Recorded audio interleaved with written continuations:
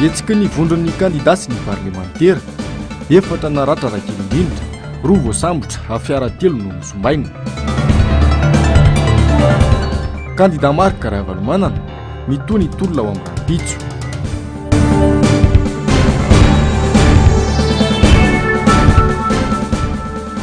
fahasalamana mirongatra ny gripa mifangaro Covid-19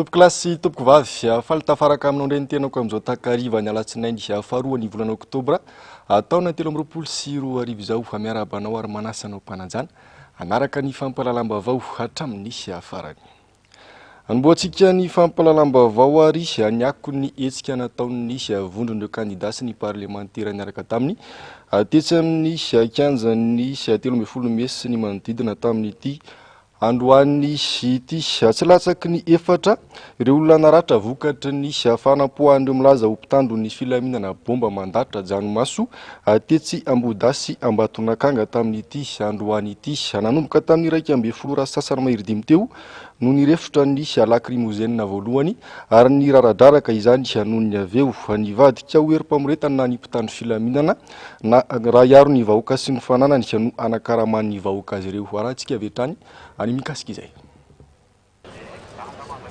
Tony Kianjabary no ny fampitaon'ireo parlementaire sy ny vondrony kandida teto no nanomboka ny sakana voalohany nataon'ireo beboty tsy navelany etsika teo amin'ny toeran'ireo parlementaire ary raikitra ny fifanosiana teo amin'ireo tonta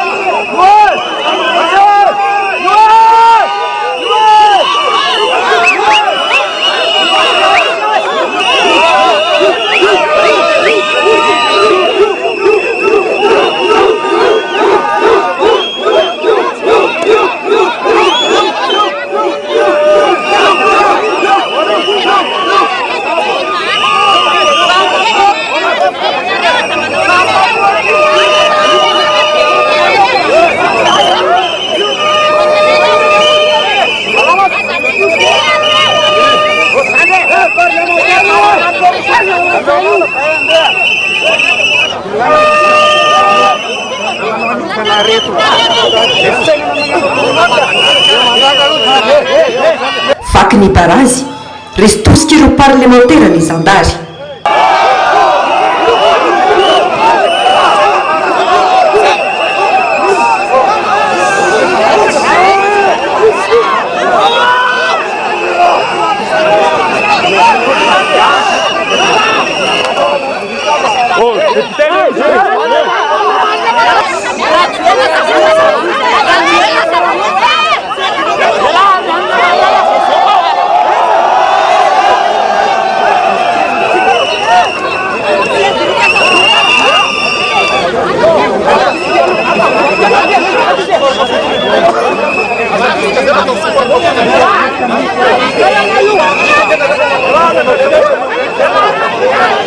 raikitra ny diabe niaradiny parlementaire sy ny vondron'ireo kandida niazo ny kianja ny 30 Mei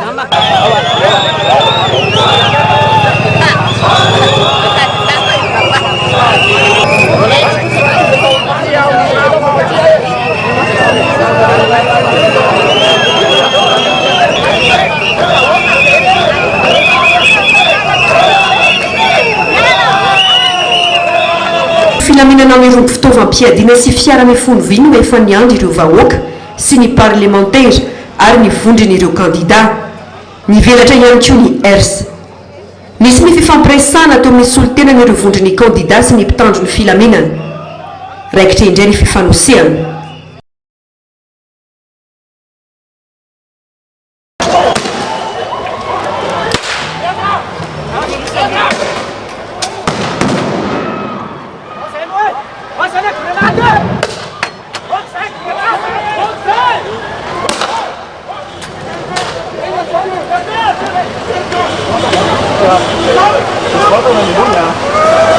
Vahoaka Tarampo, ray aman-dren'ny firenena ireto kandida ho filoha am-pirenena ireto.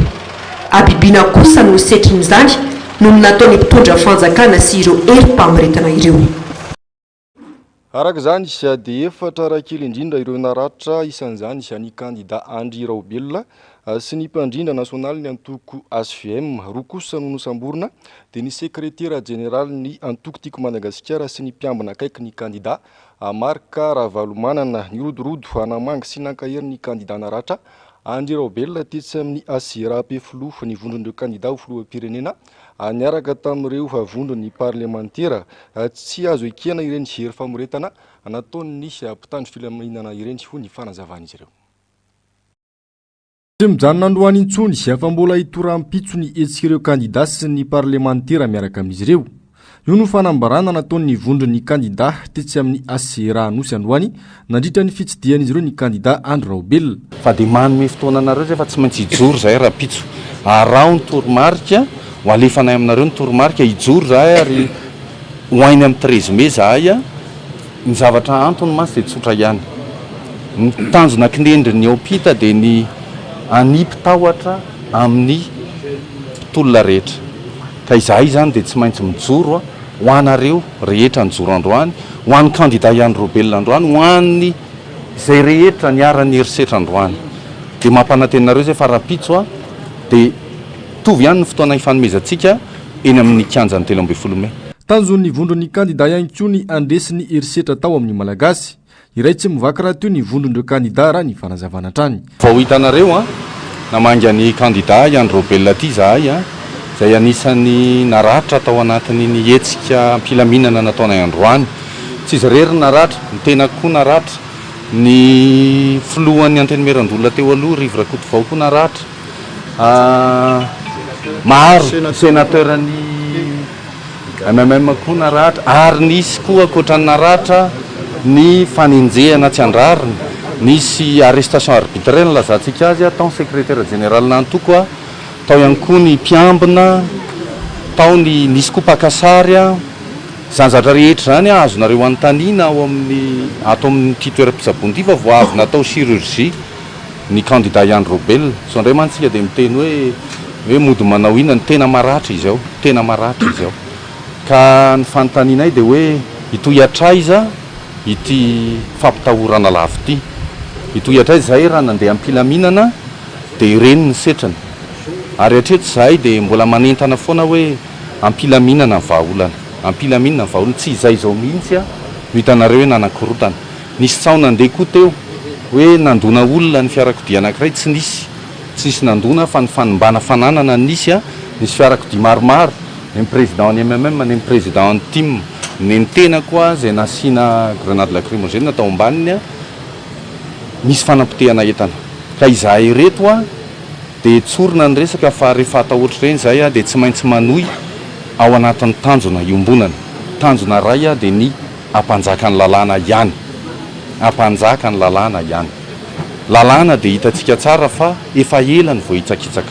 Androany koa raha ny tokony izy mananjo manokana na ny filoham-pirenena teo aloha eny fa na izahay kandida ary nahoana no ampiarana herisetra tahaka ireny. Tsy teny koa tsika andeha tolom-boafidy marobe, mananjo ary mananjo iteny, nahoana no sakanana sy atao tahaka ireny. Dia misaotra n'ireo olona marobe tonga, nisy ny mpianatra, nisy ny olon-tsotra izay fantatray fa miaina ao anatin'ny tahotra tokoa ny vahoaka satria nizarina tamin'izay nefa vonina ny joro. Dia teny nomenay anareo hoe aza matahotra ianareo fa izahay rehetra ireo dia mbola mitambatra. Izay koa teny anankiray androany nareo nanentanay ny joro 2 zahay, nisy député ny solotena ny candidat cité, nisy any président ny antoko APM nijoro niaraka taminay teny. dikan'izany tsy voarava ny firaisankina ny candidat raika ambe folo mazava ho azy fa raha pitso dia tsy afaka ny anatrika ny candidat Yann Robel. Taorian'izay dia nitsidika ny sekretera jeneraly ny antokotiko Madagasikara atetsy amin'ny tobony zandary fiadanana ny vondron'ireo candidat niaraka tamin'ireo parlemantera. Raha tsy aivana dia nosamborona tsy ara-drariny ny maraina teo tetsy Ambohiday Irina Randriamasinoro, sekretera jeneraly ny antokotiko Madagasikara, ary izao izy no tanàna iny fiadanana izao. Ankoatra azy dia nosamborona tetsy Ambohijatovy ihany koa ny mpiambina manokana ny candidat Marc Ravalomanana ary nalaina ny basy teny aminy. Andrasana ny Tony Rara.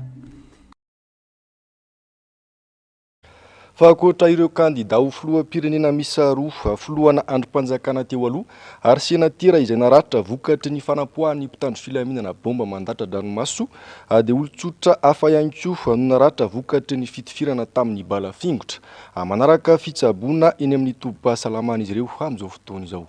Andomearatina sy mbola avatsara. Naratra teo amin'ny tana ny kandidata Ina Razafinjoelina, vo teo amasy ny kandidata Andro Robel. Meloina tanteraka ny erisetra natao amin'ny tandro filaminana tahaka izao. Za Robelina Andro dia manameloka ny erisetra natao aminay. Marche Pacifique no natao teo ary droit universel izany Marche Pacifique izany.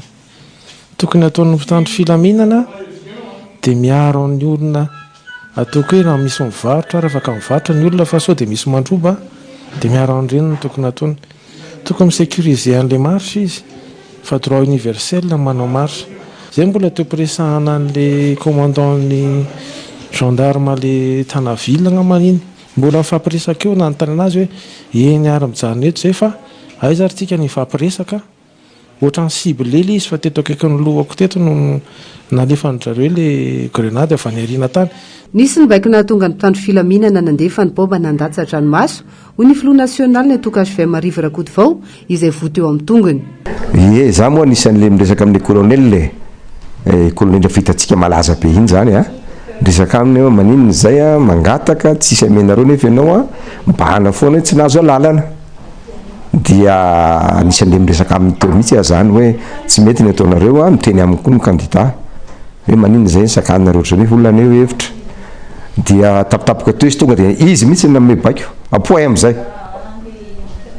tena mafisiko mihitsy fa za ataoko hoe 50 cm miala taminy izy mihitsy nanome baiko apoay am'izao nefa olona tsy manao ninona naratra moa azy satria teo ambany tongotra teo mihitsy le lacrymogène dia hitanareo io moa ny ratra eny misy ratra le bebe any satria ty amin'ny roaliko ty misy nofo ny ala mihitsy fa zany mampiseho hevitra ny tianay aseho dia basy ny rangarangan'le colonel satria nahazo baiko izy fa dia samy eto tsika samy eto ary makahery ny namany rehetrarehetra. Ankoatra azy ireo olon-tsotra hafa naratra voan'ny balafingotra teo amin'ny tanana sy ny lamosina fietsika mamoehatra no atao mitandro filaminana hoy ny fanazavana. Dia vao nitsangana ohatran tonga dia nitifitra indroa izy fa raha tsy ninjera angamba dia vaky ny lohako dia ny zavatra mipitika reny no teo akaiko teo fotsifotsy reny fa tsy haiko reny na bala reny na ina fa tsy hitako tsony fa tonga dia boda be ny lohako.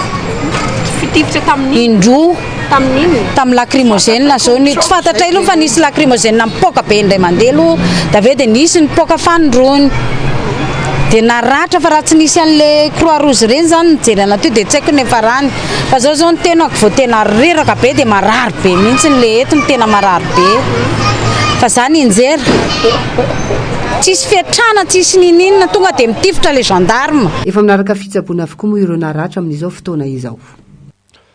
Araka izany dia nanameloka ireny fampiasan-kery toy ny fisamborana sy ny fandratrana olona nataon'ny mpitandro ny filaminana ireny ny candidat Marc Ravalomanana tamin'ity androany ity miantso ny malagasy ara hitsangana hijoro ho an'ny tombontsoa ambonin'ny firenena mitony tolona hoy izy ary amafy izany sy arao vetrany ny akon'izay fanambaran'izay mba tsy atonga ny voaka malagasy mitompotany miona zany hoe ampalalana azy mandeha ny zava-misy eto Antananarivo amin'izany resaka aminareo zao dia any fiadanana ny secrétaire général ny tiko Madagasikara sy ny garde corps ary ihany koa ny tomobile izay andanako iny hita zao mihitsy teo akaiky teo nitsondron'ny drala tamin'ny antsy ny pneu efatra vakiny zany mponiaesaka amin'ny Mercedes iny hita zao mihitsy le gendarme zay sisenana ho azy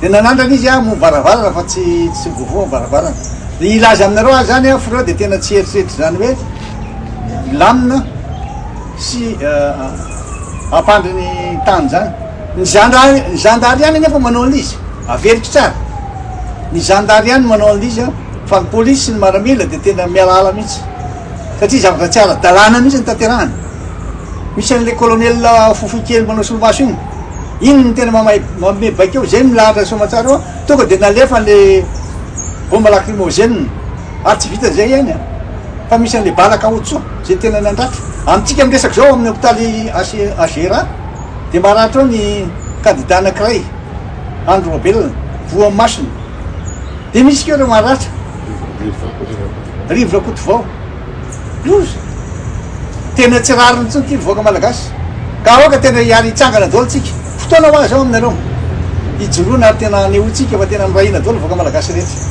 izay raiky ambe folorona tsy mitovy hevitra amin'ny ara-politika fa kosa mahalala hoe tombotsoa ambonin'ny firenena ny jerevana de miaraka zay ka ty ampilazana zany anareo mba hatonga anareo mba tena samby ijoro hiaro ny fahamarinana ary indrindrindrindra andala sy anajany lalam-panorenana sy ny lalàna velona misy eto Madagasikara ohatra ny tsy aina eo any ny aina namanay zao naratra be masina eo ia Andro Robel miantso anay mba jereva ty fa marary teny hôpitaly ka de enonareo zay tenitenaingo fantakreo rehetra zany zao ny député tiako Madagasikara miaraka amiketo ary misy député efapolo izy eo na valambe efapolo miaraka taminay teo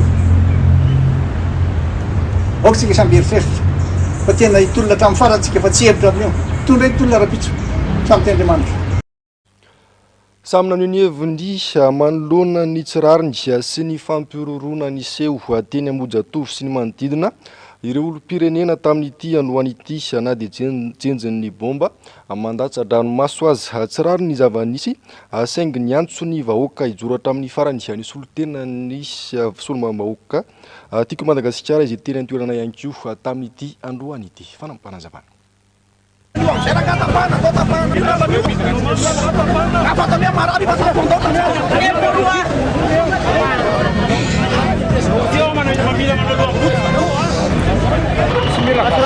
toy izao ny atizeranyireo mponina rehefa noenjehiny ireo mpitandro filaminana sy nandatsahan'izy ireo paoma mandatsa-dranomaso inefatra tsy akato teny Ambohijatovo androany tokony tamin'ny 12 sy sasany atoandro teo nirotra ny azo anambatona ganga izy ireo rehefa namparitaka ireo zandary tamin'izay paoma mandatsa-dranomaso izay tazana ny azakazaka niaraka tamin'ireto solombavam-bahoaka voafidy tamin'ny anarana atokotima ireto avokoa ana olona efa nahazo taona na ireo tanora na ireo zaza amam-behivavy tsy mila vazaha Ony antsoantson'ireo olom-pirenena izay efa nikononkonona ny hanapaka ny lalana. Nanambarany solombavam-bahoaka feno Ralambomanana fa tsy rary ny fomba fanampianana ity fanjakana ity ny vavam-bahoaka ankoatra ny resaka tsy fanajana ny zoma olona. Mba misy le hoe afaka miteny zany somary miteny tsony eto Madagasikara. Vahoaka vahoaka malagasy tsara. Hitan'zareo tsy rary misy amin'izao. Nanamafy ny solombavam-bahoaka Tima Matodsoa Andriamampandry fa fanjakana mpamono olona no misy amin'izao fotoana izao. Na eo aza nefa ny fampirorona isan-karazany izay efa fanao ny fitondrana rajoelina sy ireo mpiaradia aminy tsy membotra hatramin'ny farany ny tolona sy ny ady ho amin'ny tsirariny eto amin'ny firenena. Malagasy tsy maintsy mijoro tsika miaro ny rano hitantsika fa fanjakana mpamono olona tsy miambosika fantatsika zao fa nisy candidat izay ianaratra any amin'ny hôpitaly amin'izao fotoana izao misy propotsika ny team izay voasambotra amin'izao fotoana izao mandomande olona naratra izao zany dia midrika fa tena mpamono vahoaka mpamono olona fitondrana amin'izao fotoana izao tsy vitany hoe eo ny fantrana izay nampasana vahoaka delestage raha tapaka mandrisy ny herinaratra tsy misy vao mankiref vonin'olona natao amin'ny vahoaka tsy miembosika tompoko mpamono hatrany tsy hijanona hatreo fa mbola hitoehatrany ny tolona na dia eo aza ny tsindry azo lena sy ny antso-jay ataon'ity fanjakana ity amin'ny alalan'ireo mpitandro filaminana sy ny fampiasa-kery. Ny tanjona dia miverina ny fiandrianam-pirenena sy sina fividianana madio. Matsiatra ambony sy fitovinany sy antonena amin'ireo faritra naneo ny fahavononany sy manohana ny tolona atao izy ireo ary nanamafy ny fanambarana sy ny fitakiana nataon'ireo kandida misy 12 manohitra ny tsirariny sy ny tsara-dalàna eto amin'ny firenena hoaraintsika ireo fanambaran'ireo komity manohana ny collectif de candidats avy amin'ireo faritra ireo. Manamafy ary manohana tsy misy fepetra ny fitakiana sy ny tolona ataon'ireo kandida misy 12 ao anatin'ny collectif de candidats ireo komity manohana ny collectif de candidats ao amin'ny faritra Matsiatra ambony. Tsy manaiky ny filatsan'ny olona tsy mizaka izo-pirenena malagasy hifaninana ho fidina ho filoham-pirenena malagasy. Tsy manaiky ny gouvernemanta ankehitriny hitantana ny raharaham-pirenena. Mitaky ny fametrahana ny cour électorale spéciale hisahana ny fifidianana. Mitaky ny fanovana ny firafitry ny seni amin'izao endriny ankehitriny izao. Noho izany dia miantso ny vahoaka ny Fianarantsoa hiara hientana aminay mba ho tonga eto amin'ny toerana ity magro ho fanoherana ny tsy ara-dalàna sy tsy ara-dravina. Ry vahoaka ny Fianarantsoa ampy izay. Nanao fanambarana toy izay ihany koa ny komity manohana ny Filomary Karavalomana natao Fianarantsoa. Voalohany, tsy ekena ny filatsahan'ny Andriamatoa Andry Nirintsoa satria manana zo-pirenena vahiny tsy mifanaraka ny lalam-panorenana. Faharoa, atsangana maika ny cour électorale spéciale isolo ny asan'ny ACC izay hita fa mitongilana. Fahatelo, ravana ihany koa ny commission électorale nationale indépendant izay mikirakira ny fifidianana. Fahaefatra, tsy ekena ny fiaraha-mitantana ataon'ny gouvernement satria tsy nanaja ny rafitra izay tokony folohan'ny tenimerany sénateur zany no hitondra raha araka ny lalàna nefa ny président ny sénateur tsy miala dia ny gouvernement no mitantana azy. Izay efatra izay ihany masina ny tanindrazana. Ny rohatra teny amin'ny fasany mahery fota ao manakara ihany koa fa ny komity manohana ny collectif de candidats ao amin'ny faritry fitovinany. Izay manohitra tanteraka ny filatsako fidiny candidat tsy mizaka ny zo-pirenena malagasy sy mitaky ny fanovana ny rafitra ny seni misy ankehitriny ary mitaky ihany koa ny hananganana ny cour électorale spéciale sy ny hanesorana ny fitantanana ny firenena eo ambanin'ny fahefan'ny gouvernemanta collégiale. Faharoa, manohana tsy misy fepetra ny fametrahana ny accord politika izay takiany vahoaka malagasy maro anisa tokony fahefana amin'izao fotoana izao. Fahatelo, mankahery ny vahoaka n'Antananarivo hanatanteraka ny fidinana eny amin'ny kianjan'ny 30 Mey. Miray fotanteraka amin'ny tolona ataon'ireo collectif de candidats eto andrenivohitra araka izany ny mpanohana azy ireo any amin'ny faritra tsirairay avy. Fa ny fananganana ny cour électorale spéciale ihany no ahafahana mahazo fifidianana madio sy mangarahara eto amin'ny firenena ho ny mpandray anjara tao anatin'ny fandarana angaredona tamin'ity androany ity. Efa nisy foana izany teto amin'ny firenena ary efa isan'ireo nitaky izany Andry Rajoelina sy ny ekipany tamin'izany fotoana ho izy ireo ka tsy tokony sakana tsy hanaovana izany. Fanampanazavana. Dia izy engeny nangataka ny CSU tamin'ny andro teo aloha tamin'ny 113 député. Mihitsy masy le fanontaniana. Izy nangataka ny CSU tamin'izany fotoana izany. Dia nataon'ny filoha era Ranomampianina. Ary tamin'ny président Ranomampianina anisako hoe tsy nisy fraude indrindra. Satria CES nitsangana teo. Mangataka amin'izao fotoana izao dia be dia be loatra les preuves, les fraudes sy irrégularité mangataka mba hisian'ny CES. Inona loatra mifaditsoana raha mangataka izany CES zany. Io didina nanazavana tsara tsy mety tsony zany. Fa tamin'ny andro ny venety. Tamin'ny 73 député zao zany tsy mety. Za dia raha mbola misy azo anovanan'ny constitution orino asolo amin'ny ACC mihitsy fitsarana ny fokom-pifidianana national. Ataovy CES corps électoral spécial zay indépendante autonome. Io foana mipetraka crise eto amintsika eto. Mora nge manao an'izany. Zay ny ilana le accord politique. Manameloka ny herisetra ataon'ny mpitandro ny filaminana ary miantso ny tafika hijoro hiaro ny tombontsom-bahoaka ny kolonely Charles Andrianasoavina manoloana ny savorovoro misy eto amin'ny firenena ankehitriny. Tandimin-doza ny tanindrazana ho izy ary mety hanohy ny krizy efa iainan'ny malagasy ankehitriny ka nampitrotraka ny fahasairanana sy ny amboletra ataon'ny mpitondra fanjakana. Ravorazafy-mainina sy Mano Randriamanala. Manana andraikitra goavana hiaro ny mahasoa ny vahoaka ny tafika na izy na iza hoy ny kolonely Charles Andrianasoavina. Fantatry ny rehetra tamin'ny reny raharaty 17 Martsa 2024 ireny. Nibabaka tamin'ny zava-bitany anefa izy ary miantso mitandro filaminana indray mba hanakaiky vahoaka. isika ao amin'ny tafika no arofanina farany isoroka izay krizy izay sy mpiaro ny fiandrianam-pirenena na gardien de la souveraineté. Koa miantso anareo aho mba iraisantsika iny indray ka andraisantsika andraikitra mba isiany fiarahamonina mirindra sy amelona indray ilay hafa fitiavan-tanindrazana izay nitaizanantsika sy tsy hikatsaka afa-tsy ny fiarovana ny mahasoa sy ny vahoaka. Mbola tsy tary isika koa miantso anareo mpanao politika sy anareo nampindramina fahefana mba hiverina eo amin'ny fenitry ny lalam-panorenana na ny retour l'ordre constitutionnel sy ny tena fanajana ny lalàna velona izay lala tokana hivoana mba hialana amin'ny fahampotena izay efa manangasanga sahady ka hampilamina ny firenena sy hatanteraka ny fifidianana amin'ny daty izay efa voatondro. Hatsangano ny tribunal électoral suprême sy hialana amin'ny ahiahy. Izao dia nataoko ho fandraisana andraikitra ho an'ny fitiavan-tanindrazana.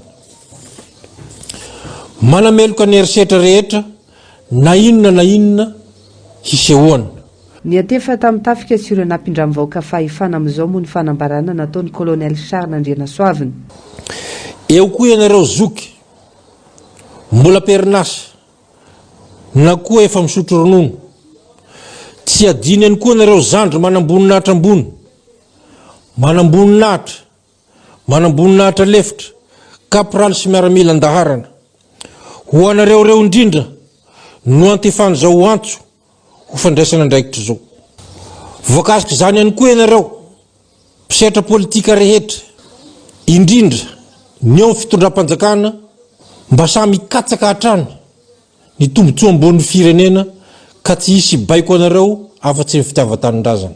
Miantso ireo firaisamonim-pirenena, ireo ray aman-dreny ara-pivavahana ary ray aman-dreny ara-drazana koa ny tenany mba andray andraikitra. Fa tsy azo ekena ary melohina tanteraka ny fihetsiky ny mpitandro filaminana tamin'ity androany ity hoy ireo olom-pirenena sendra ny mpanao gazety. Androany miray feo amirahina miaraka amin'ny kandida ny olom-pirenena anohitra ny tsirary ny seto amin'ny firenena. Ando miaratina Simbola avatsara. Marobe ireo olona niandry teny amin'ny manodidina n'Analakely vao maraina iany ny tatra ataony vondro ny kandida teny amin'ny 13 Mey. Na dia voasakana hatramin'ny farany azy izany tsy niala ny olona. Rary ny ramijoro ireo kandida ireo manoloana ny letrezana misy, vonona hijoro hatramin'ny farany olom-pirenena na inona ary manohana hatrany ny hetsika ireo kandida. Fa iny fahavoazan'ny président Ravalomanana niakatra an'iny vaky ny pneu masque zao mihitsy ny nahita ery ambony ery amin'ny an'iny. Tena manohana an'izay mihitsy zany ahy, manohana an'izay satria zay no andehanana ity. Olona tsy misy dictature no mitondra ny tanka tsy mety. Zay tsy avela zala ivorivory. Fa vao mandalo zay dia efa misy mpitandro filaminana mandroaka foana hiditra any. Dia nefa ny mpitarika ho nefa hoe tao ambony tao. Dia ohatran'ny tiftifirana zareo kremozanina sy ny ohatr'izany. Dia zay zany mbola miandry aloha hatreto hoe ahoana ny vokatry ny fitarihana fa zay tsy maintsy makao satria zay ny tolona ho ataonay ho an'ny taranakay no alehanay fa raha ny anay ngefa vita ny anay efa vitako zay miasa dia ho velona zay fa ny taranakay mba nahoana ny fianarana zanakay potehana ny olona grevy potehana ny anakatso dia zay le olana dia zay mahatonga anay hoe tsy maintsy hiezaka zay hijoro ho an'ny tanindrazana tsy maintsy hijoro zahay ho an'ny firenenay. Tsy tianay ny frantsay hitondra anay satria ny frantsay no efa nanimbanay tamin'ny ray aman-dreny tanaloha dia zao ve zay koa mbola hopitehan'ny frantsay dia hoentao frantsay amin'izay zany ny vahoaka dia ty malagasy ty ho an'izy ho amin'ny frantsay tsala ho an'ny gasy. Mbola hozana anendra manendray sareo le taranaky ny mpamadika ny tolona tamin'ny 7 reo zany le olona taranaky n'olona namadika ny tolona tamin'ny 7 zay teny zay no tiako ampitaina aminareo hoen'ny vahoaka malagasy mampalahelo raha zao ny zava-miseho mbola voazanaka ihany tsika zany zao raha mifijery azy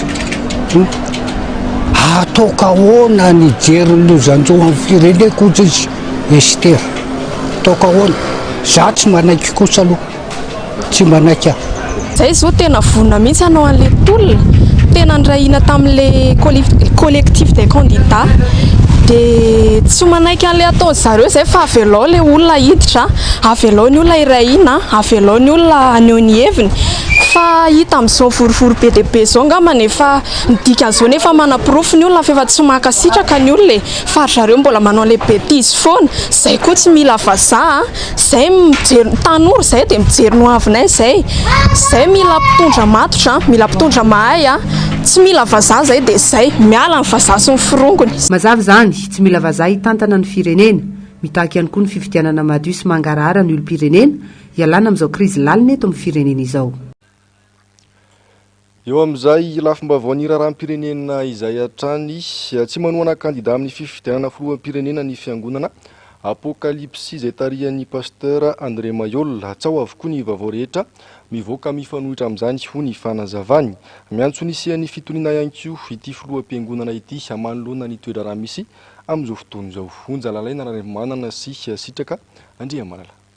Nandiso filazana famanoana ny kandida laharana fahatelo ny antoko GFFM sy ny fiangonana apokalipsy araka ny fanambarana nataony filompanorinazy pasteur Mayol mandeha amin'ny anaran'ny terany samirery izay milaza famanoana kandida amin'ity fifidianana ity raha ny fanambarana hatrany malalaka amin'ny safidiny kosa ny mpikambana tsirairay tsy manoana kandida izay milatsaka ho fidina ho filoham-pirenena ny fiangonana apokalipsy maneran-tany fa mijanona ho mpampiavana sy mpanelanelana raha ilay mivoaka malagasy ka mba ialana amin'ny savorovorotsaina sy ny fanelezana tsao maro samihafa no antony anaovana izao fanambarana izao amintsika voaka malagasy rehetra tsy manoana kandida tsy mirotsaka ho fidina dia izay ihany ny teniko dia izay ataony GFFM ataony ary zahatra amin'izay tsy mbola miteny mihitsy tsy mbola miteny ny amin'ny fanoana kandida zao fanambarana zao zany dia mianarana fiangonana apokalipsy miantso nisy fifampidiniana sy fifampiresana ihany koa ity filoham-piangonana ity izay ihany no azona misoroka ny korontana raha ny fanambarana hatrany izaho pasteur Mayol dia miantso ny fitoniana eto amin'ity firenena malagasy ity mba hilamina isika mba hientana mivoaka malagasy ka hijery ny tombontsoa ny firenena malagasy manokana ihany izany manao antso avo ny fiangonana rehetra ny mpanao politika rehetra ny voaka malagasy mba hijery izay tombontsoa ambony ny firenena mba hisy filaminana eto amin'ny firenena malagasy namafy araka izany ny tenany fa tsy ny vaovao inina paritaka amin'izao mahakasika ny filazana famanoana kandida ny fiangonana apokalipsy mafana dia mafana aloha izany ny toedra raha misy eto Madagasikara amin'izao fotoana izao indrindra fa ny eto andrenivohitra na eo aza nefa izany mbola miantso fifampiresahana hatrany ny eo anivon'ny antoko politika otrikafo fomba hisorohana ny krizy eto amin'ny firenena nambaran'izy ireo ihany koa fa efa nivonina anapatra ny heriny ity fitondrana ity mialy rarinombana sy Lucien Tsiry ary niaro ny tanjona raha efa nidina an-dalambe manohitra ny tsirairy rehetra misy eto amin'ny firenena no nataon'ireo kandida raika ambin'ny folo sy ireo mpiaradia amin'izy ireo tamin'ny andron'ny zoma sy androany alatsinainy mbola manamafy sy miantso fifampiresahana sy fifampianona kosa ny eo anivon'ny antoko politika otrikafo nambaran'izy ireo fa ny fiaonana ny dadabatra boribory izay andraisan'ireo hery-velona rehetra anjara irery any no vahaolana ao man'ny firenena ialana amin'izao krizy misy eto Madagasikara izao amin'izao fotoana izao aloha mbola manana fotoantsika mba ahafahana mifampiaino izay mba ahafahana mitady vahaolana miaraka ho an'ny firenena ka eto izany izay dia manao antso ho an'ny rehetrarehetra na ny kandida mpanjakana izay mihevitra ny tena no matanjaka na ny aty amin'ny collectif des candidats izay tsy manaiky an'izao zavatra misy izao dia io zay hoe io tsy maintsy miafara eny an-databatra boribory ihany ny zavatra sahala amin'izao ka dia ny mbola ty ambolohany dia io zay hoe andao re hitadiavana vahaolana miaraka ity firenena ity satria izay dia mametraka foana hoe eo ny collectif des candidats fa ozy koa zay hoe misy ihany koa ireo antokon'olona antoko politika vondron'olona izay mandinika isan'andro ny fiainam-pirenena sy ny asoa an'ity Madagasikara ity fa raha tena mitady an'izay solotena voaka malagasy amin'ny ankapobeny izay tsika dia tsy misy afa-tsy ny fanokafana ny ady hevitra amin'ny hery-velona rehetrarehetra mahagaga ihany koa ny teo anivony ity antoko politika ity ny fomba fiadiny fitondrana ankehitriny efa nivonina ny anapatra ny herin'izy ireo raha ny zava-misy nojerena ho hatrany ny voalaza somary variana ihany aloha ny atao amin'ny otrikafo mahita an'le hoe manangana karazana plateforme ilay mpitondra fanjakana, ilay kandida mpanjakana omba azy na hampandany azy amin'ny fifidianana. Dia fa ny ray ny tena nanintona ny otrikafo dia le hoe armada. Dia hoe izy hoe tena fantatra ny vahoaka malagasy hoe tena fantatra ilay mpitondra fanjakana hoe ny tantarany ilay atao hoe armada aloha sa hoe zavatra mifanandry fotsiny ilay izy. Dia eto izany zay mba mizara kely hoe ny armada zany ange tany amin'ny 17-18e siècle vokatry ny ady nisy teo amin'ny espaniola sy ny anglisy tamin'izany fotoana izany. Dia samy nampiseho ny heriny teo indrindrandrindra ny hery an-dranomasina, izany hoe ny fitaovana an-dranomasina ny sambo isan-karazany zany. Taty aoriana izy io ny vadika, misy vondro-tafika, misy atoko-tafika, ireny zany hoe fanehoan-kery amin'ny ankapobeny zany le atao hoe armada na fanehoana tanjaka amin'ny lafiny tafika. Dia tsy fantatray zany hoe zay ve le tian'ilay mpitondra fanjakana ho atao sa zavatra hafa amin'ny ankapobeny zany. Ny fandrangarangana ny atao hoe armada dia fanehoana fa tena hoe vonona hiady ny olona anankiray. Dia raha le mpitondra fanjakana zany. Efa maro ny dingana sy fifampiresahana nisy teto amin'ny firenena amahana ireo olana isan-karazany tao anatin'ny 5 taona latsaka kely nitondran'ny fitondrana rajoelina saingy tsy nampiovana inona na inona izany. Vao maikazana ampidingi-drambo azy ireo manitsaka ny lalàna velona sy hanao tsinontsinona ny mpiretan-drazana izany. Isana netsika ny atezerana sy ny ambompony ireo olom-pirenena sy ireo kandida ho filoham-pirenena amin'ny 7 novambra ho avy izao ny fizakany zoam-pirenena hafa kanefa dia mbola nandrotsaka ny taratasy filatsaham-kofidiana sy tafiditra tao anatin'ny lisitra ireo kandida ho vidiana. Fanaovana tsinontsinona tsotra izao ny zava-misy ka izao ny afara tamin'ny fidinana an-dalambe izao. Nanaitra ny maro kosa ny fisina andian'olona vitsivitsy milaza ho mpivarotra eny amin'ny esplanady Analakely nanakorotana sisy nitoratoraka ary namono mihitsy ireo olona hiaraka amin'ny kandida. Nojereny ny mpitandro filaminana fotsiny anefa izany ny olona teny amin'ny manodidina no roasina ny ala teo amin'ny toerany avokoa fa ireo andian'olona ireo kosa navela nanao ny nataony ihany. Ando miaratina sy mbola avatsara no mitatitra amintsika ny atsiprian'izay. Nisy ireto andian'olona vitsivitsy ireto miaraka amin'ny zazakely lanja Sorambavety milaza fa tsy dikorontana tetỳ amin'ny esplanady Analakely androany. Nanaitra ny maro anefa ny fihetsika izy ireo miomana miaraka amin'ny voatabia ao anaty sachet nitoratoraka ireo olom-pirenena ny andro ireo kandida. Tsy vitan'izay fa mbola novonoan'izy ireto ao anaty tsena ihany koa izay olona sendra azy tsy nitovy hevitra taminy. Raha ndresaka miafina ny fanaovana tamin'ny mpivarotra iray teny an-toerana dia nokaramaina hitoraka voatabia sy iorakoraka ireto olona ireto. Notazan'ireo mpitandro filaminana fotsiny anefa ny fihetsika ireto andian'olona ireto navelana lalaka nanonona nataony. Ny olona teny amin'ny manodidina kosa no roasina ny alalavitra teo. Maneho izany fihetsika izany fa tsy natao hiaro ny vahoaka sy ny fananany ny mpitondra fanjakana fa natao hiaro olon-tokana. Misy ihany koa mizana-tsindrinila mifandraisana fanapahan-kevitra. Ireo olona nanao hevitra no sakanana hatramin'ny farany. Ny sasany kosa navelana lalaka naneo ny heviny sy nitoraka ireo malagasy hafa. Iverenantsika ihany ny akon'izay vaovao sy ny hetsika nataon'ireo kandida misy 12 tetsy amin'ny kianjany 13 mesy ny manodidina izay fa ivadika eo amin'ny lafim-baovao mahakasika ny fikarakarana ny fifidianana kosa isika manaraka ny tety andro mpifidianana efa napetraka isika eto Madagasikara hoy avy amin'ny CENI androany. Araka izany dia mbola ny 7 novambra ho avy izao no anaovana ny fifidianana ho filoham-pirenena fihodinana voalohany izay raha teo no voafaritry ny lalàna raha ny fanazavana hatrany. Efa miroso amin'ny fampiasana ny teknôlôjia vaovao ihany koa ny CENI hanatsarana izay azotra mpifidianana izay. Anisan'izany ny fampiasana ny plateforme Europort izay sorohana ny karazana osika mifandraika amin'ny fifidianana. Onja lalaina raha nevamanana sy sitraka Andriamalala. Mbola voatazana ny daty ny fifidianana filoham-pirenena atao ny 7 novambra ho avy izao ny fihodinana faharoa araka ny fanambarana nataony avy ao anivon'ny CENI manoloana ny toe-java-misy ankehitriny. Araka ny voalazany lalàna raha teo dia tapitra ny fiampitaom-piasan'ny filoham-pirenena teo aloha ka miroso amin'ny fifidianana filoham-pirenena isika eto Madagasikara. Na izany aza, roa volana mialohan'ny fifidianana fihodinana voalohany, mbola maro ireo tsy fahatombanana hita amin'ny zotra-pifidianana. Raha tsy ilaza fa tsy ny kara-pifidianana sy ny lisy-pifidianana izay nahazoana fanakianana maro. Nanamafy filoham-hevitry ny CENI fa ampiasany fahefana nomeny lalàna izy ireo. Ho anay eto anivon'ny CENI dia inona no lazainy lalàna? Dia izay lazainy lalàna no arahanay. Raha miova ny lalàna na misy fiovana ny raharaha eto amin'ny tanin'ny Repoblika dia mazava ho azy fa tsy natao ambonin'izany zavatra izany ny CENI. Fa androantsika amin'ny resaka izao aloha dia manaraka ny tety andron'ny CENI ary manaraka zay voalazany lalàna ny seni araka ny teniko teo a tsy rafim-pitsarana akory ny seni fa seni indray amin'ny mampitantana ny zotra-pifidianana azy dia mba nomeny lalàna fahefana kely afaka iziry an'ireny rafim-pitsarana ireny ary itory a any amin'ireny rafim-pitsarana ireny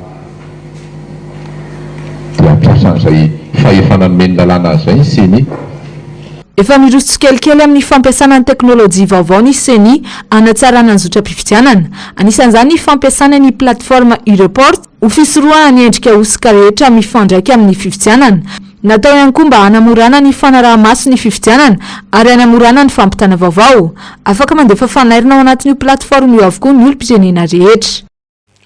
Izay ny mikasika iny fa tsy azo ekena ny herim-pamoretana tahaka ny tranga-androany hoy ireo vondro ny kandida sy ireo mpanao politika tamin'ity androany ity. Tsy miova ny fitakiana na dia ireny aza ny zavaniseho tamin'ity androany ity hoy izy ireo. Asin'Andriamanala sisy atahirinena.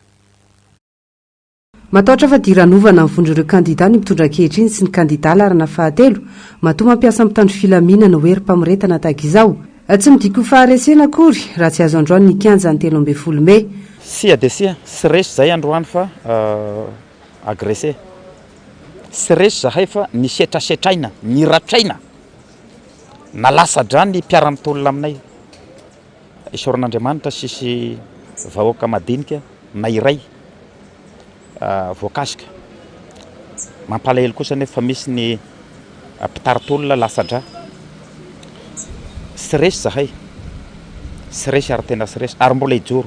Itoy ny tolona ary sy emotra intsony raha sy tonga amin'ny tanjona zay tratrarina dia ny fomba rehetrarehetra ananana fifidianana milamina madio ekeny rehetra satria raha ny sary misy ankehitriny dia efa fanomanana angala fahefana amin'ny fomba feno amboletra amin'ny 5 taona manaraka ndraika sy inoko fa sy mendrika ny vahoaka malagasy zany raha izao fantrana lalina misy eto amin'ny firenena. Tsy miova ny fitakiana ivondron'ny kandida ho Jean-Jacques Ratsetson, kandida ho filoham-pirenena.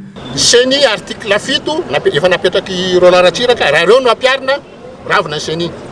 Ny HCC akisaka satria mitanila amin'ny olona tsy mila mitanila amin'ny olona ray zay tsy mila hoe ravana ny HCC fa zay apetraka ny cour électoral spécial efa natao io CES apetraka dia io no mitondra ny élection dia io misy ny représentant candidat rehetrarehetra dia amin'izay fotoana zay tsy mitanila reo zay nge averina foana tsy hanoka-panjakana ny natongavana eto fa zay mila fitondram-panjakana tsy mitanila ary tandalana manaraka ny lalam-panorenana manaraka ny lalàna velona zay ny tediavinay akoatran'izay tsisy zay tediavinay ary mahatonga any mitady an'izay fahasoavanao amin'ny malagasy fa tsy afaka tsontsika ohatra zao olona tsy manana zoam-pirenena malagasy fe ny amin'ny fitondrana dia azonareo ekena tsy azo ekeny zany satria manitsakisaka lalam-panorenana article 46 raha vao ohatra ianao ka naturalisé tsy gasy tsony ianao ary mialatsiny amin'ny teny an'ny Jean-Éric Rakotoarso filohan'ny HCC taloha mivoaka izy ny teny hoe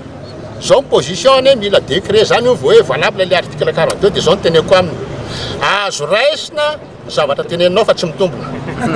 Dia raha ohatra izy ka nala ny nationalité mahafrantsay anazy dia irotsaka dia ho ekenareo ve zay?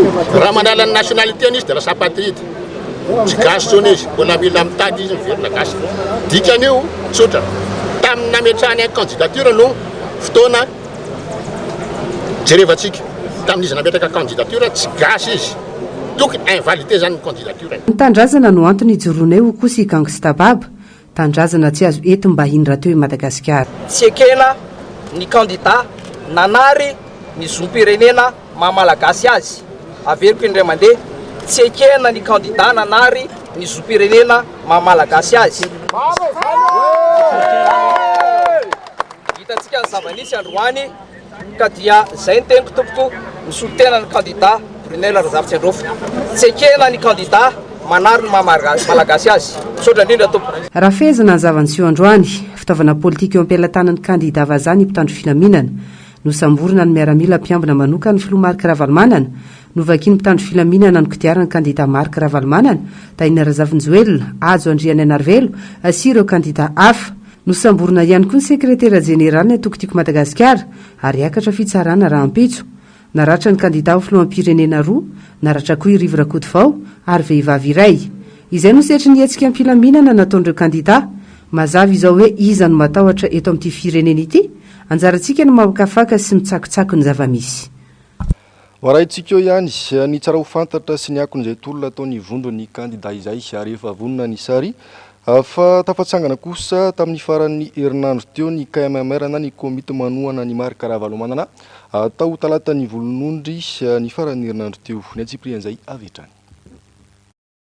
mazava ny tanjona dia ny ampandany ny kandida marika Ravalomanana amin'ny fifidianana ho filoham-pirenena io no nambaran'ireo KMMR ao amin'ny komina talatany volonondry fampafantarana ireo bureau official natao androany izay natrehana ireo bureau official KMMR Avaradrano sy ny bureau d'estime maleo tena tanteraka ny KMMR amin'ny andraikitra raisiny ho fampandanina ny kandida Ravalomanana tsy vita ny nofinofy sy ariary zato ampandrina nefa fa mitaky asa avy amin'ny tsirairay midika an'izay zavatra izay tena hiady mafy tsika mba hiverenana amin'izany tanitany lalàna izany ary indrindrandrindra tena hoe hiverenana amin'ny fahamarinana sy amin'ny fahamasinana tsy vita mora nefa izany rehetrarehetra izany tsy vita ny vavy izany tsy vita ny hoe fa tena hoe firaisan-kina tsika ohatr' izao indrindrandrindra ny fitetsahany fiangonana rehetrarehetra amin'ny hoe fanavotana ny firenena sy fahatongavantsika sy fahavonontsika marobe tiako miteny amintsika zao fa androany nananaka KMMR Avaradrano ny district na Avaradrano mampiprezantena tanitsika teo androany dia ametrahana ny KMMR amin'ny commune talata ny volonondry ary talata ny volonondry ny voalohany ametraka an'izay KMMR commune izay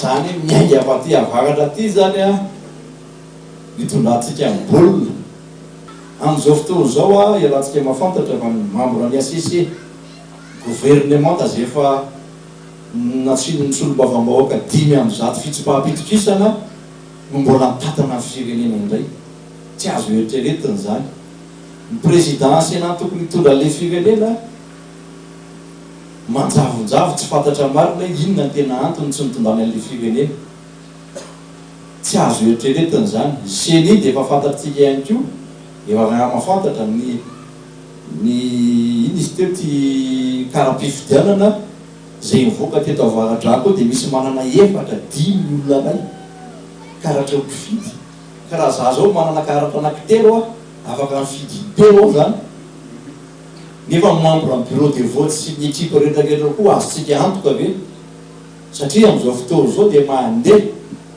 nefa tanjom-bato io zao voavoeny vomaly androany dia tena tonga dia misy hoe makany atao reny boroboko tany fa tena misy fizaram-bola dia lasa daholo lakinonona nonako sy vola zaraina fotsiny mampalahelo zany dia tena hidivantsika zany zavatra zany betsaka ny asa miandry indrindra fa ankatoka ny fifidianana izao hoy ny mpandrindra voalohany ny KMMR district Avaradrano ny fandehanana aloha hoe tsisy ohatrany hoe voatsangana foana ny KMMR eraky ny commune Avaradrano rehetra ary tsy maintsy izay ny tanjonay ao anatin'ilay izy ary hanomana an'le hoe fifidianana na ho avy rehetra zany izay no eritreretina ao anatin'ilay izy angamba ny tena antopisinay aloha dia tena hoe anampy ny tiako Madagasikara mba hampandany any marika Ravalomanana ary izay ny tena antopisinay ho ataonay asanay zany ao anatin'ilay izy ny commune talatany volonondry no natafatsangana KMMR voalohany ho an'ny district na Avaradrano raha fomba vao mahakasika ny fampianarana ambony kosa indray niroso tamin'ny fanidina ireo vavady miditra ao amin'ny université n'Antananarivo androany ireo mpikaroka mpampianatra sy ny mpampianatra mpikaroka mivondrona ao anatin'ny SSS sampana Antananarivo antony ny tsy famalian'ny fanjakana ny fitakiana izay ataon'izy ireo miato ihany koa ny fanadinana hidirana eny amin'ity anjero manontolo ity raha tsy mbola mivaly ny fitakiana ataon'izy ireo nisy tamin'ireo mpianatra araka izany no voatery nianika tambo noho izay fanidina ny vavady izay onja lalaina Ranaivomanana sy Sitraka Andriamalala sy ny fampianarana eny amin'ny anjerimantolona Antananarivo ihany no mikatso vokatry ny fitokonana sy ny université maty ataony syndikany mpampianatra pikaroka sy pikaroka mpampianatra mivondrona ao anatin'ny CSS sampana Antananarivo. Fantatra fa hiato ihany koa ny fanadinana hidirana eny amin'ity anjerimantolo ity raha ny fanambaran'ny CSS sampana Antananarivo hatrany. Ny tsy finiavany mpitondra hijery samary ny fitakiana ataon'izy ireo no mbola mampitohy ny fitokonana hatramin'izao. Mampanay araka izany no avondreo mpianatra eny amin'ity anjerimantolo mpanjakana ity. Roso tamin'ny fanakatonana ny vavahady rehetra miditra ao amin'ny faritry ny anjerimantolo ny CSS sampana Antananarivo androany ho fanehoana izay fitakiana amin'ny anajana ny zon'ny mpampianatra samy renana ny asy ny fampianarana ambony izay. Ny syndicat ny mpampianatra pikaroka dia tsy tokony andraikitra amin'izao fitsaharany fampianarana sy ny aktivité pédagogique hita amin'ny université zao satria hapetraka fa ny tsy fahamaliny ny fitondram-panjakana ny fangatahana izay efa mambolana maro napasahivona ny fitondram-panjakana izay mbola hiandrasana ihany koa valiny amin'ny alarobia ho avy zao amin'ny conseil des ministres dia mametraka izay fa ny fitondram-panjakana no tompony antoka tokony andraikitra amin'ny tsy fandehana ny fampianarana ety amin'ny ambaratonga ambony. Ny fahamalin'ny fitondram-panjakana sy ny tsy fanaovan'ireo olobe fringa ireo be marenina amin'ny fitakian'ny CSS no antoky ny fiverenan'ny fampianarana sy ny aktivité pédagogique rehetra ety amin'ny anjerimantolo. Misy tandreo mpianatra nanandrara teny amin'ny université androany no nianka tambo vokatra izay fanidina ny vavahadin'ny université izay. Feriasina ny fampianarana ambony ka mila renina izany ho hiatrany avy amin'ny CSS sampana Antananarivo. Vaovao ny trangam-piarahamonina kosa indray ny trangana Savorovoro atao Vohipeno androany raha ny loharambavao dia lehilahy iray namonina fatin'ny vadiny tamin'ny fomba feno herisetra tany an-toerana no ny andohan'ny fanafitohinana. Tsy nanaiky izany ny fianakavian'ny maty sy ny fokon'olona ka nitaky ny anaovana fitsaram-bahoaka ilay navandoza izay efa teo ampelantanany ny mpitandron'ny filaminana. Nanao sakana ny lalam-pirenena faha 12 arak'izany ireo vahoaka maro. Ny anafana ny toedra raty hatramin'ny tolakandro teo ka tonga hatramin'ny fahamaizana trano ampolo maro ny zava-nisy. Nienjana arak'izany nitady teo amin'ny mpitandro ny filaminana sy ireo vahoaka ireo ka nisy ny fanapohana bomba mandatsa dranomaso nataon'ny mpitandro filaminana andrasana nitoy n'ity vaovao ity. Lafim-bavao ny fahasalamana kosa indray notoloran'ny États-Unis tamin'ny alalan'ny sampandara Amerikanina amsahana ny fampandrosoana iraisam-pirenena na ny USAID solosaina avolenta sy teknôlôjia fampitana torohay manara-penitra ny ministera ny fahasalamam-bahoaka. Ampahomby kokoa ireo rafitra fampitana torohay ara-pahasalamana manerana ny nosy io fampitaovana io atao izany amin'ny alalan'ny fampidirana antotanisa ahafahan'ny ministera mampiray ny ango-kevitra manerana ny distrika ny faritra ary ny firenena mba andraisana fanapahan-kevitra voadinika mifototra amin'ny porofo rehefa hiatrika valanaretina. Mitentina $500 sy $100 na $700 tapitrisa ariary ity fampitaovana ity. Anampy amin'ny fahafahana mampiasa ny Access University izay toanan'ny USAID ity fampitaovana ity satria manome fahafahana tsy tapaka ho an'ireo mpiasa ny fahasalamana anaraka fiofanana ampitaindavitra na en ligne anamafisana trano ny mahatianina azy ireo. Miara-mombona antoka amin'ny Madagasikara i États-Unis amin'ny fanatsarana ny fahasalaman'ny vahoaka malagasy. Amin'ny alalan'ny USAID ny gouvernemanta amerikanina dia mijanona ho mpiara-mombona antoka lehibe indrindra amin'ny sehatry ny fahasalamana eto Madagasikara rehefa nanome $7 tapitrisa ho an'ny fanohanana ny laharam-pamena ara-pahasalamana tamin'ny taona 2022. Eo amin'izay vaovao ny fahasalamana izay hatrany ao anatin'ny vanim-potoana mampirongatra ny gripa sy ny tazo isika amin'izao fotoana izao. Antony maro no mahatonga izany ary gripa efa mifangaro sy mitovy seho amin'ny valanaretina Covid-19 no misy amin'izao fotoana izao ho nambaran'ny mpitsabo iray. Nanao fanadidina mahakasika izay mialy ranomana sy Lucien Tsiry ary niaro tanjona. Valpolisan-jaton'ireo marary tonga eto amin'ny toeram-pitsabonina iray eto 17 hektara ity dia marary vokatry ny gripa sy ny kohaka ary tazo arahana fanaviana avokoa. Tsy anavana salantaona afa dia voan'izany avokoa eny fanady ireo zaza sy ankizy aza. Misy ireo olona seriserena fotsiny ihany saingy ny akamaroan'ireo marary dia tratra ny gripa mifangaro sy miendrika toy ny aretina Covid-19 araka ny nambara ny mpitsabo eo anivon'ity toeram-pitsaboana ity. Tsy vita ny seriserena fotsiny ihany ilay olona fa dia mikohaka sy marary tenda manda ary tratra ny fanaviana be ihany koa. Ankoatra izay manakotsako avokoa ny vatana iray manontolo. Nambaran'ny mpitsabo fa tsy sitrana ao anatin'ny fotoana fo matetsika ireo olona tratra ny ity gripa fahafa ity afa dia maharitra andro maromaro. Ny zavatra misy amin'izao aloha zany dia ny gripa izay mifangaro symptôme ana Covid. Tsy gripa tsotra izy io, zay mahatonga le tranga somary hafahafa hitantsika ao atsika eto Antananarivo moa zany. Nandray tsika somary varimarina ny trano manao fitsaboana tena, tsabo tena ao an-trano. Fa be dia be ny olona izay tena sahirana marary vokatr' izany ankehitriny. Mara misy ny fanavian'olona amin'izao dia maharitra tsy sitrana anatin'ny 3 andro matetika le olona. Mba maharitraritra mihitsy ary tena manome havizanana be le aretina amin'izao. Izay ny tsara anatonana mpitsabo raha misy zavatra tsy azo. Ny tazo moa zany raha ho antsika malagasy dia ny fanaviana. Ny fanaviana ny antony mahatonga anazy be dia be tamin'ny taloha izy io ny lazaintsika hoe palu. Ho antsika eto Antananarivo tsy zone endémique na palu tsika. Zany hoe tsy misy ny palu fa ny gripa ny tena mamely antsika ankehitriny miaraka amin'izay Covid lazaiko izay. Ny fahalotoan'ny tontolo iainana sy ny fiparitahan'ny fako eto Seroa ary ny fiovaovan'ny toetr'andro no tena mahatonga ny gripa eto amintsika. Ankoatra ny fanatonana toeram-pitsaboana, azo sorohana tsara ny fifindrana izany ho hatrany ity mpitsabo ity. Ny ho antsika izay mbola tsy voa moa zany dia ny fisorohana voalohany aloha ny ampiakarana ny hery fiarovana, misotro rano tsara, mihinana vitamine C na mihinana voasary na dia efa tsy dia misy ary izy ankehitriny tsy maintsy miezaka mihinana voankazo. Voankazo izay misy moa zany dia tsara ny fihinanana voankazo, ny voasary indrindrandrindra ny citron moa zany tena tsara ny fihinanana anazy. Fa indrindrandrindra raha misy olona ao an-trano anankiray ohatrany hoe voan'ny sery na mikohaka dia tsara raha mampiasa kasibosy le olona mba tsy hiparitaka amin'ny manodidina sy ny ao an-trano. Maro amin'ireo olom-pirenena no manamaivana ny arovava sy orona satria saika mihevitra avokoa ny rehetra fa efa lasa ny vanim-potoana mampirongatra ny valana aretina Covid-19. Mbola ilaina hatrany anefa ny fampiasana ireny fitaovana ireny hisorohana ireo karazana aretina izay mifindra amin'ny alalan'ny pitodrora afa ihany koa ny isan-karazany izay mitarika tsy fa.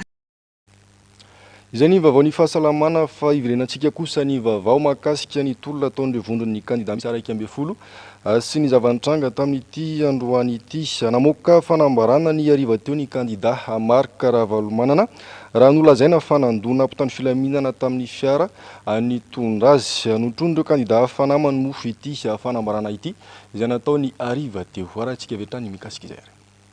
Eto dia voatery ilaza indray ny zavamarina sy zavatra nisy tena tsy mandeha amin'izay tokony izy tsony ny fibaikona mahazo an'ireo force ireo, indrindra fa ny gendarme ary ny gendarme resako amin'izany reto justice reto tsy tahotra tsy enatra dia tonga dia tsondronona tamin'ny antsy na tamin'ny vimaranitra ny preny tomobile izay nandananay ozy aho satria nisy candidat tao aorianany tomobile za teo amin'ny devant dia izao indray dia lazaintsio fa hoe nandona azy ny tomobile izay nitondranay teo Ambatonakanga ny Ambodisatovy miakatra makany Ambatonakanga iny mba hanaratsiana sety nilazana fa misy fanambana zavatra na fandonana olona tsy marina zany satria tsisy vidéo nilazany zany tsisy sary nilazany zany zay raha atao anatiny gaga fotsiny anaovany an'le garde corps avy namangy an'le garde corps io zay zao garde corps nay zay manana ny autorisation na taratasy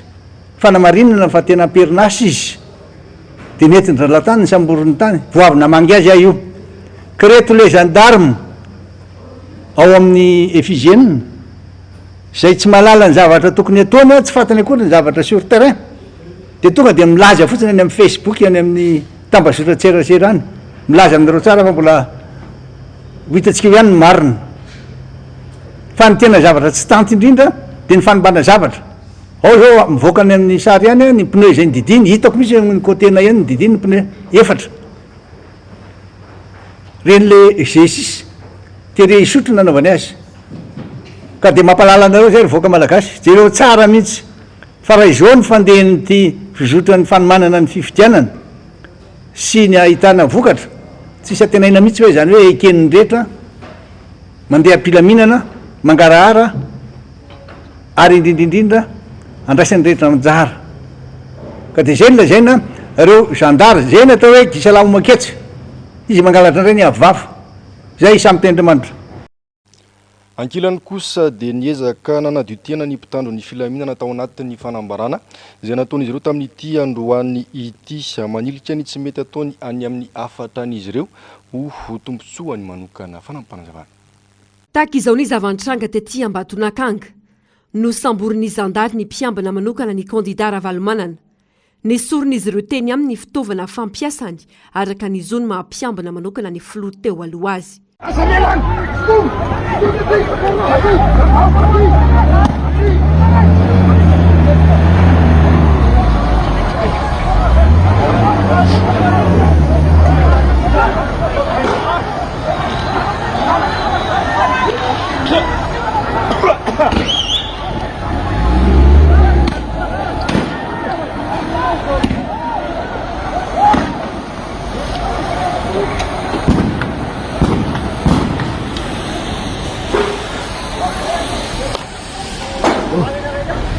Io indray no nentin'ny zandary nandotona azy avy eo nolazaina fa nampiasa basy voafahany ity mpiambina ity kanefa tsy nampiasaina ny fitaovana fa mbola teny ambalahana no nesorina taminy rehefa no samborina ny tenany. Nambarany lehibe ny zandary anefa fa nitondra fitaovam-piadiana ny mpanao fihetsiketsehana. Tao anatin'ny niaraka tamin'ireo kandida ireo zany nisy olona nitondra basy izay aseho aketo ny basy sy ny antsy izay efa voafahany. Basy faharime zany efa engagé le bala dikan'izay zay le atao hoe manifestation armée satria mitondra arme le olona zany. Amin'ny mampiambina filoham-pirenena azy teo aloha dia manana zo ity mpiambina ity ampiasa fitaovam-piadiana ho fiarovana ny olona ambenany. Amaranantsika tanteraka ny fampalalam-baovao ny maresaka iraisampirenena tsy mbola foana akory ny valanaretina Covid-19 miomana hiatrika ny andiany manaraka ireo firenendehibe toa ny Frantsa izay nanomboka androany nietsika fanaovam-baksiny ny variant Pirola no aray maso akaiky amin'izao fotoana izao izay tranga efa nisy ny farany volana Aogositra farany teo. Raha vorazafy sy Mano Randria Malala. Ny antsoina hoe sous-variant Pirola izay avy amin'ny Omicron no nipoitra indray tao la Frantsa ny farany volana Aogositra lasa teo.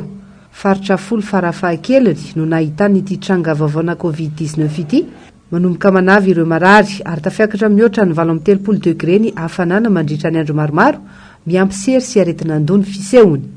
Iarovana sady ny mponina ao Frantsa nanomboka androany ary hatramin'ny 17 Oktobra nietsika fanaovam-baksiny raha tokony mbola mitapaky ny volana Septambra no anaovana izany. Nahazo toromarika avokoa ireo toeram-pivarotam-panafody rehetra ary efa nahazo vaksiny ana tanterahana izany. Ireo olona tena marefo toy ny zaza sy ireo efa nahazo azy taona no ahina mitrangana fahasarotana ka mila fitandremana ho ny mpitsabo. Anisan'izany ireo mihoatra ny 12 taona, ny vehivavy bevoka ary ny zaza latsaka ny 5 taona. Nosinganina voalohany amin'ny hetsika fanaovam-baksiny moa ireo efa zokiolo ireo taizana retina, ny vehivavy bevoka ary ny zaza 5 taona no mihoatra. Mbola tsy foana tsy akory ny valana retina Covid-19 ary mahazo hery kokoa rehefa manakaiky vanim-potoana mangatsika toy ny zava-misy any Eropa amin'izao. Karazany maro ireo variant ny fandimby ary firenena maro samihafa no nahitany ireo. Raha tsy hivina, olona netsy no namony ainy nanomboka ny fiandohan'ny taona 2020. Tao anatin'izany ihany koa, karazam-baksiny maro no navoaka andreo manam-pahaizana saingy ambany ny tany fanaovam-baksiny ho andreo firenena andalam-pandrosoana toy ny Afrika. Dia izay ihany koa tompoko lahy sy tompoko vavy no masaka azo natolotra tamin'ity androany ity angasitrahana fiainanao nanaraka ny fampalalam-baovao angasitrahana ihany koa ireo namana mpanao gazety sy teknisianina rehetra niarana totosa izao fampalalam-baovao izao toy ny mahazatra dia ny fandarana Onamarina sy ny fandarana Global News no harainao avy hatrany aorian'izao fampalalam-baovao izao aorian'izay kosa ny fandarana Dinky Reptile io kosa no lohateny noronantsarindry amin'izeo watolotry ny MBS aonao aorian'izay rehetra izay ny tenako mamy fotoananao amin'ny rampitso indray avelo maro tapoko.